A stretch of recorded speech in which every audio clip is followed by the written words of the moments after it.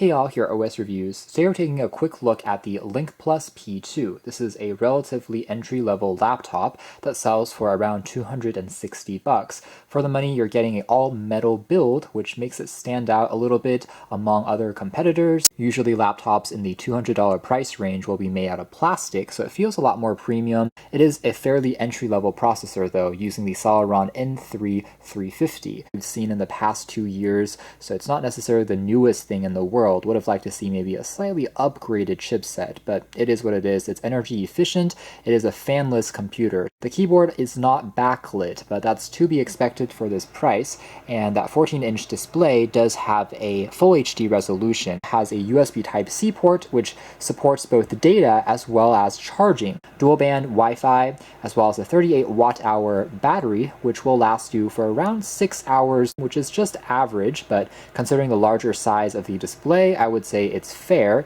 Other specs here include 4 GB of built-in DDR4 RAM, enough to get you by, but I would say it's a bare minimum these days. Comes in at 1.3 kilograms in terms of weight, and then inside the box we have of course the laptop itself, which we'll take a closer look at in a moment. We also have the quick user guide along with a included charger, which by the way, they do still use a barrel plug. However, like I said, it does also charge using standard Type-C. Comes pre-installed with Windows 10 Home Edition, but it supports the minimum specs to upgrade to Windows 11. Although on entry-level laptops in general, I would say it's probably best to still hold on to Windows 10 since it seems to be a little bit lighter. Build quality is definitely one of the highlights of the P2 since, like I said, the entire body is constructed out of one piece of aluminum alloy with these shiny chamfered edges, as you can see there. Just makes it look really reflective, and even the metal itself has a nice kind of polished material to it. It's very smooth to the touch, so the aluminum grade feels quite high, and really in terms of the overall design, everything is just so clean and minimalistic. It just feels like something that would cost much more than the price here would imply, almost similar to a MacBook or a Surface laptop in terms of this hardware alone. Very surprising heft and density to it, nothing rattles or shake, although this is a bit of a tapered edge on the side, which is technically a little bit thicker if you count the bottom portion. Still, it is, again, easy to slide into a backpack when you're traveling, and includes access to a micro SD card reader, full-size USB Type-A, 3.5mm headphone jack. Other edge, we have access to the barrel plug for charging, second USB 3.0 port, as well as the aforementioned USB Type-C for data and for charging, and then also a mini HDMI port.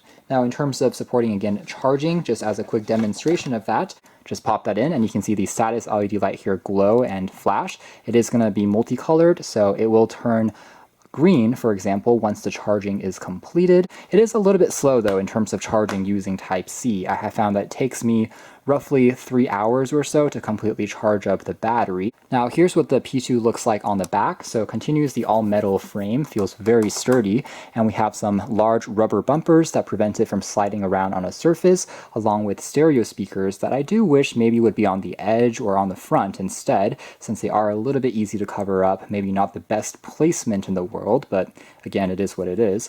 And we also have a slot here that you can use to expand on the SSD. So you can pop in a larger, let's say, hard drive up to 500 gigabytes to further supplement the memory, since by default, this is the 64 gigabyte Space Gray edition. I do think 64 gigs is a little on the low side. One other thing I will say is I believe this is not the first laptop that LincPlus has released called the P2. In fact, this model has already been around on the market for about a year or two, and it offers pretty similar performance, but this might be the second generation of the P2 because the original model, based on images and videos I've seen online, did have a LincPlus logo on the front, which it seems like they've gotten rid of by this latest generation model, so now it looks just a lot more clean. I do prefer this look, and it seemed like the earlier generation models didn't come with Type-C support, so do keep that in mind. If you're shopping around, make sure that you're getting the newer model. It is very well constructed. I can just lift up the entire laptop, as you can see there.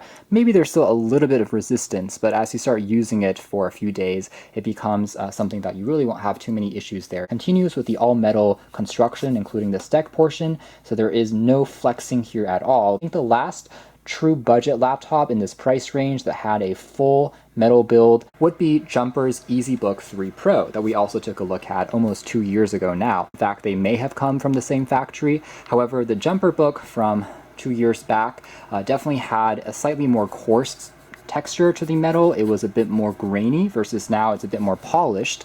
And also the fact that this was a 13.3-inch trackpad is a little bit on the loud side, but it is actually surprisingly precise in terms of the movements, and even this portion has chamfered edges that are connecting it between the metal and then the plastic of the touchpad itself. Keyboard at 14 inches does make it a little bit more spacious than some of the smaller laptops that we've seen previously, although one row of the keyboard is dedicated to special commands like power and function keys. I do wish maybe the power key could be separated from the main keyboard for better visibility, but it is what it is, and for the most part it's a comfortable full-size layout with good depth and travel feedback, so it doesn't feel too cheap or anything like that. Otherwise, the display on the top here, like I said, 14 inches. Bezels aren't the slimmest in the world, but at the same time, this is still a relatively compact laptop. Not too bad, but of course it could always be further shrinked down, though considering the price of this laptop, it's not too much to complain about. And at the very least, it gives it enough room to have a traditional webcam at the top, 2 megapixels, along with stereo microphones that do a little bit of noise cancellation. A fairly decent matte display, so it doesn't have any glossy texture, meaning that if you do shine a light on it, it's not going to reflect things quite as often. And it doesn't fold completely flat though, so this is as far back as it goes. Let's take a closer look at the memory that you get out of the box to start with. So you can see that under this PC properties, we are ending up with around 31.5 gigabytes of space that is left for you to install other programs once the operating system has been installed. Although, again, the benefit here is we still have a micro SD card, and you can always use cloud storage or a second SSD via the SATA 2 slot to further supplement that. And you do have the ability to toggle between performance and power efficiency modes. Flickering that you see here on screen, that's just due to the frame rate of the camera. It has nothing to do with the actual monitor itself, which in person looks completely fine. Now, if we take a closer look at web browsing on here, so opening up the Edge browser, which is recommended, you see there is a little bit of sluggishness at times as you're moving things about on more complex sites. So it definitely isn't going to be lightning fast compared to models with newer processors, Core i, Core M, or even the newer AMD Ryzen chips. So this is going to be, again, like I said, a pretty energy efficient chipset, so don't expect things to absolutely fly, but in terms of general web browsing, no issues. It definitely is helped by relatively good keyboard and mouse, so things are still comfortable as you're typing things around. Let's try loading back a page like The Verge and see how it fares. Tap on Go right there, and this is a good example of a site that is relatively complex in terms of a lot of videos and ads and just photos in general, but again, not too bad in terms of the loading speed. As you can see there, even though it's not instantaneous, it definitely still is workable, and you can still get a pretty decent experience just by giving it an extra second or two for things to load, and then afterwards, at least scrolling does feel pretty smooth and responsive. So pleasantly surprised there, and then pinch to zoom, like I said, on the trackpad is also working just fine. Now, if we talk a little bit about the Wi-Fi reception strength here, like I said, it is a dual-band Wi-Fi chip, and even though it's an all-metal laptop, seems to be doing a fair job. I wouldn't say it's necessarily the strongest antenna I've ever seen, but does the trick, usually gets me around 3 bars or so. Chrome can arguably give you a little bit snappier performance at times, but Edge is better for power efficiency and also for RAM management. So that is something to keep in mind. If I am using Edge, I can typically get around 5 or 6 tabs open in the browser, and I can jump back and forth between them, and nothing really reloads, so everything is still preserved in the RAM without too many issues. It's not too far off from just a budget, let's say, Chromebook in that regard. But as you start pressing it heavier, let's say more than 10 tabs, you definitely will notice that the system gets a lot slower. When it comes to raw system performance, as alluded to, this is fairly entry level. In fact, by today's standards, I would say this is going to be one of the lowest configurations out of the Celeron line that you'll commonly see online. So this N3350, upwards of 2.4 gigahertz in the turbo mode. Now, just for reference though, the Celeron N3450, which is the slightly upgraded variant, also very similar architecture coming out around the same time, does have a passmark score of 1,938. The difference just comes from the fact that the N3450 is a quad-core architecture versus versus this N3350 is still a dual-core chipset. So cores don't necessarily always correlate to having, twice the performance. In this case, you can see that the score is not quite that, but that is something to keep in mind that, again, by today's standards, this is going to be still one of the more entry-level models. Now here is a quick example of what it's like watching back a video on YouTube. So everything still loads, just giving it a second or two. And let's try full screen and play back. So again, a moment of hesitation there, not too bad. And here's what the speakers sound like.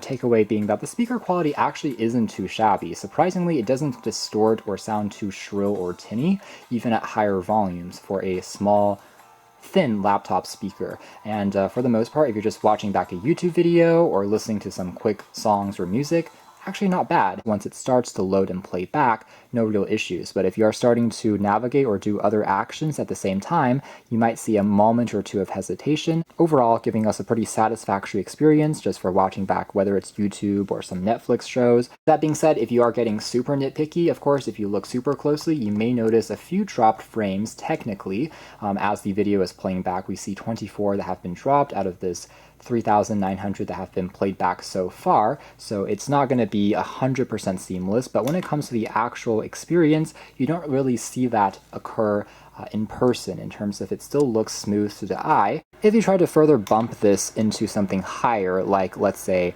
4K resolution, you definitely will notice a lot more drop frames. In fact, the Celeron N3350 will start to struggle a little bit more. You will see something slow down for a second before it continues, but at the same time also not too bad if you are kind of keeping an eye out on not doing too many other things in the background, closing out of apps. It can still play back, surprisingly, 4K videos, like spreadsheets, as well as the PowerPoints. Even the most entry-level of laptops these days can handle those tasks really without too many complaints. Glad to say that this is really no exception. And coupled with a nice trackpad and a pretty spacious keyboard, make it easy enough to get some work done on here without feeling cramped or anything like that.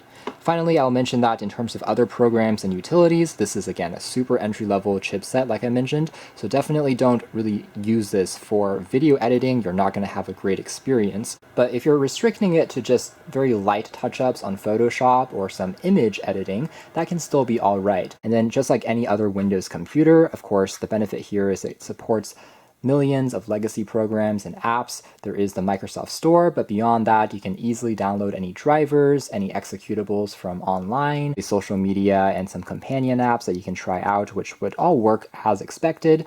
No real complaints there. But when it comes to gaming, this is definitely an area of weakness on such an entry-level chipset, and budget laptops in general, definitely not a gaming computer.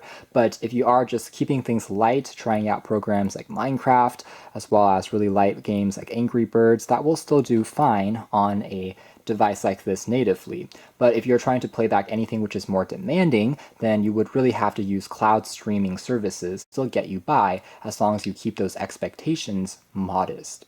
Last but not least, I'll mention that the 2-megapixel webcam is just average as well. It's not going to blow you away with the quality, but also not too shabby. A good traditional placement. Microphones also sound just fine when you're doing things like Zoom or video conferencing. It certainly doesn't get in the way.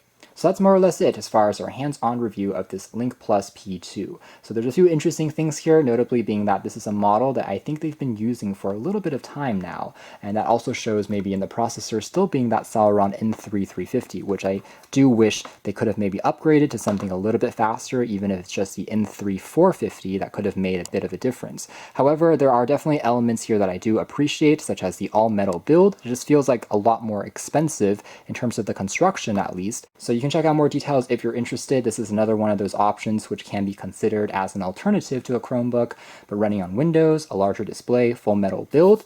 But for now, that's been our video. Thanks for watching here at OS Reviews. That's been the LincPlus P2.